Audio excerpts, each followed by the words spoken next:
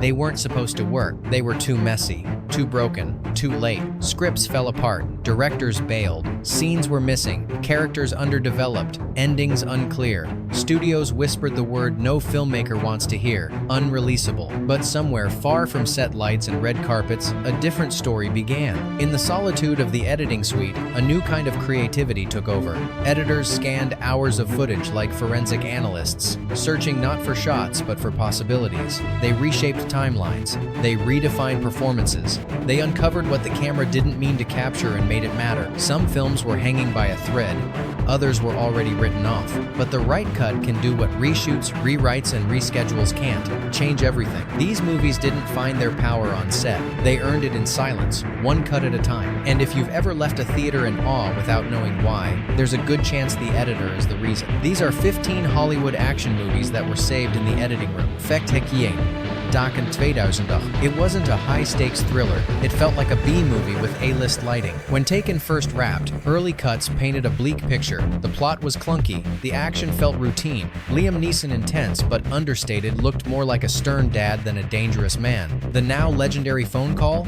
Buried inside a long, forgettable exchange. But the editors saw something the rest didn't. They sliced into the film with precision, trimmed down the slow pacing, accelerated the rhythm, and most critically, they isolated that phone call, framing it not just as a warning, but as prophecy. Suddenly, Neeson's Kiat delivery had gravity. The action was recut to match that tone. Fast, efficient, brutal.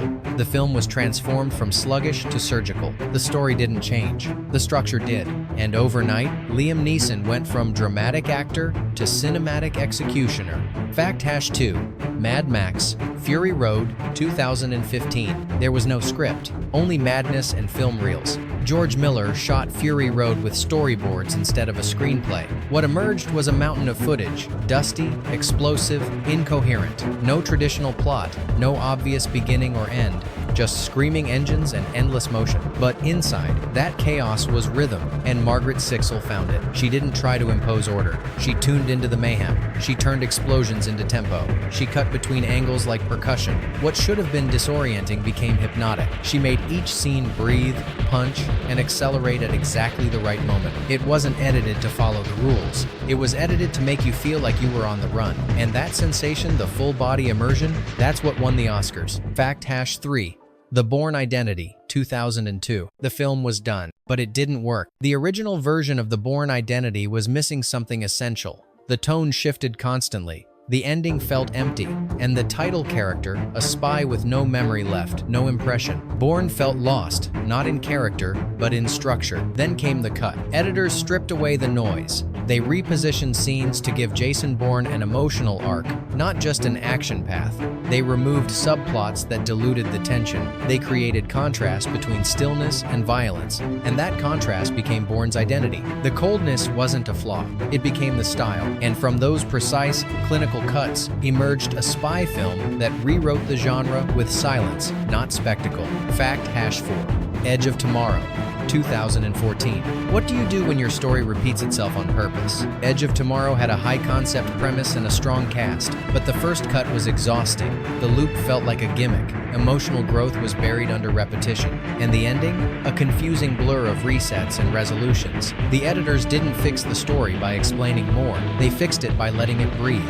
They treated each loop not as a copy, but as a chapter. They escalated the stakes through subtle differences. They trimmed unnecessary beats, moved critical developments forward, and created a sense of evolution inside the repetition. Then they made a bold move, starting in the middle of the action. No setup, no warning, just war. That one change gave the entire film urgency, and what began as a confusing spiral became one of the sharpest sci-fi thrillers of the decade. Fact #9. Rogue One, 2016. It was almost a hollow war story. The first version of Rogue One was technically complete but emotionally absent. Scenes looked good, dialogue was fine, but something didn't click. Characters felt distant. The stakes felt flat. and the final act just didn't land. Then the editors, alongside Tony Gilroy, got to work. They reshaped the film from the ground up. Jin Erso became the emotional anchor. Flashbacks were trimmed. Motivation was clarified. They reorganized everything to build toward a single, earned sacrifice. And then they added the hallway scene. 1 minute of pure cinematic terror, and suddenly, Rogue One had a legacy. Sometimes, a film doesn't need more explosions. It just needs one perfect cut. Fact Route is X. Die Hard 1988. It didn't feel revolutionary at first. It felt uneven. The original cut of Die Hard suffered from identity confusion. Was it a suspense film? An action comedy? A hostage drama?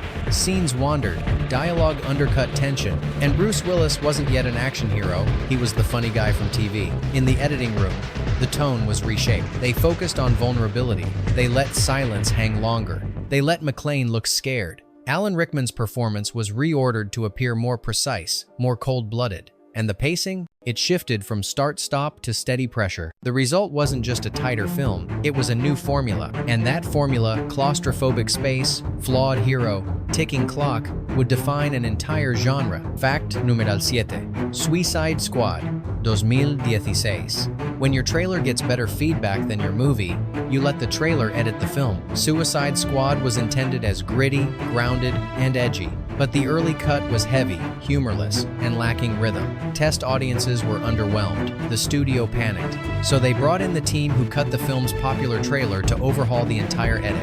What followed was less a rescue and more a reinvention. They added punchy text, pumped in chart-topping music, and sliced scenes down to MTV-style montages. Character arcs were flattened. Tone became noise. It wasn't coherent, but it was watchable. In the end, the editing didn't solve the movie. It overwhelmed it. But in a marketing-driven world, sometimes that's enough to turn a mess into a hit. Fact, 8 Salt 2010. It started as a movie for Tom Cruise, but ended up as something else entirely. When Salt was reworked for Angelina Jolie, the character stayed mostly the same, but the tone didn't.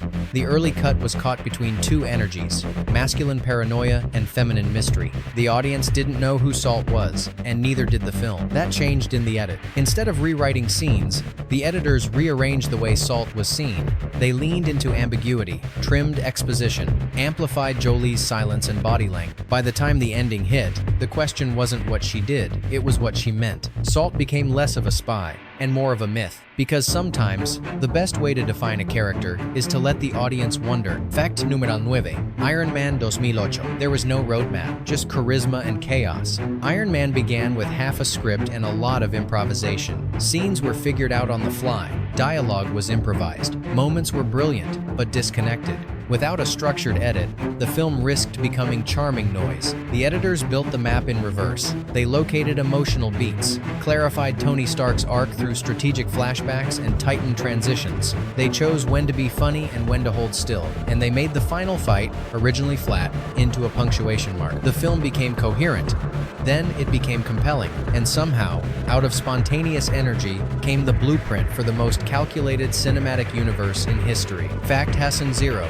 World War Z 2013. Sometimes the only way to fix a movie is to throw a third of it away. World War Z was headed toward blockbuster collapse. The original ending, a massive battle in Moscow, was visually loud and emotionally empty. It added scale, but subtracted logic. When the edit was assembled, the studio didn't just have doubts, they had fear. So they did what few would dare. They erased the ending. The final act was reimagined as a stealth sequence. Tight corridors, whispers, Brad Pitt, not as action hero, but as prey. The editing traded explosions for intimacy, speed for suspense. The climax became smaller and far more impactful. The zombie movie didn't need more zombies. It needed stakes that felt close enough to touch. That shift didn't just save the film, it saved its soul. Fact Hassanon. Mission Impossible Fallout 2018. Fallout had everything: stunts, spectacle, style, but something was missing.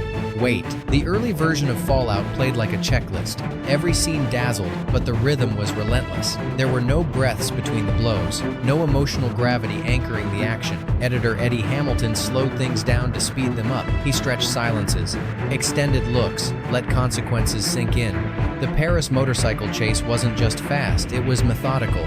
Dialogue was restructured to add doubt, hesitation. Each action scene became not just impressive, but earned. Fallout didn't just entertain, it resonated. And in a franchise built on motion, the pause became the most powerful move. Fact Hasson 2.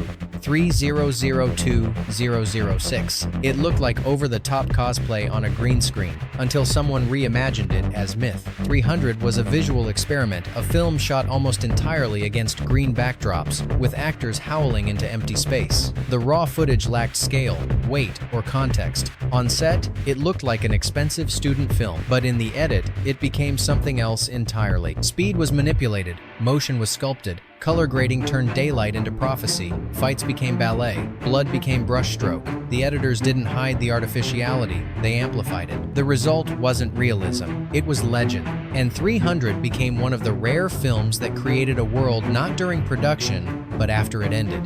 Fact Hasson 3. Speed 1994. Speed is a simple concept, but simple doesn't mean easy. The early cut of Speed dragged. Ironically, the core idea, a bus that can't slow down, felt repetitive in execution. Scenes lingered too long. Momentum got lost in small talk. The suspense diffused. In the editing room, urgency was handcrafted. Cuts were shaved by milliseconds. Dialogue was compressed into bursts. Sandra Bullock's nervous glances, Keanu Reeves' stillness, every frame was sharpened to sustain pressure. Even the iconic bus jump, a feat of pure editing illusion, stitched from impossible angles. The result wasn't just fast, it was relentless. And the lesson was clear. Adrenaline isn't shot, it's cut. Fact 14. Tango Cash 1989. It had 2 stars. And New Compass. Tango and Cash was a tonal tug-of-war, part gritty cop thriller, part buddy comedy, part fever dream. The shoot was chaotic.